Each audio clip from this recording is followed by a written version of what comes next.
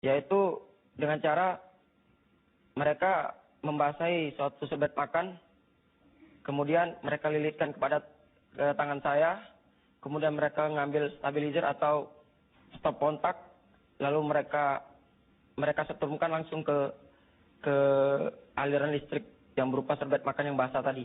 Jadi mereka melakukannya dalam skala mungkin 1 menit. Mereka lakukan, setelah saya terasa tersontak atau saya menjerit, mereka lepaskan. Kemudian mereka lakukan lagi, sampai benar-benar kondisi tubuh saya itu sudah tidak stabil. Dosa Hendra sebenarnya apa sih? Kalau diukur-ukurin dosa aku ini apa sebenarnya? Saya menanyakan langsung, kesalahan saya itu apa? Kalaupun memang saya dipukul oleh mereka, ditindak, dianiaya oleh mereka, saya siap menerimanya, saya siap menerima hukuman dari mereka. Namun di situ mereka tidak bisa menyebutkan alasannya. Alasannya waktu di pengadilan itu, pertama katanya alasannya saya menyetir mobil dan kebut-kebutan di jalan. Yang kedua, saya tidur di hotel. Ya pada saat itu mungkin dia melihat saya, entah dia juga istirahat di sana.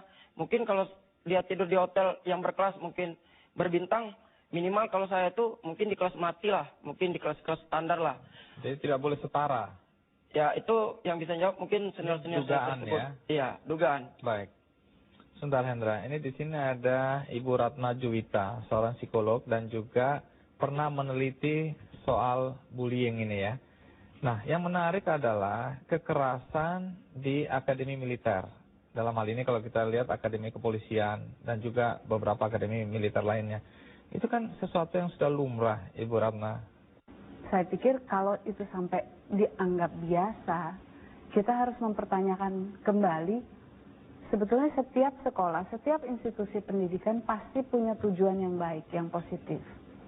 Nah, mungkin yang harus dilihat mundur adalah apakah hanya cara itu yang bisa dipakai untuk mencapai tujuan seperti itu.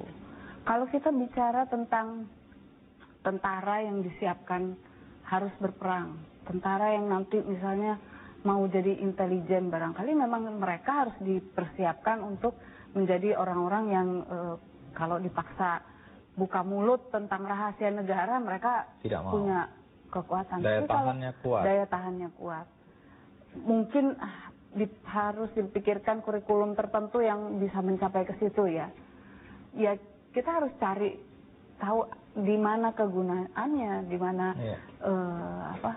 apakah logikanya nggak ada kan, apalagi kalau di strum, saya rasa tidak ada dalam kurikulum dimanapun bahwa dengan di strum itu kita bisa mencapai sesuatu yang positif.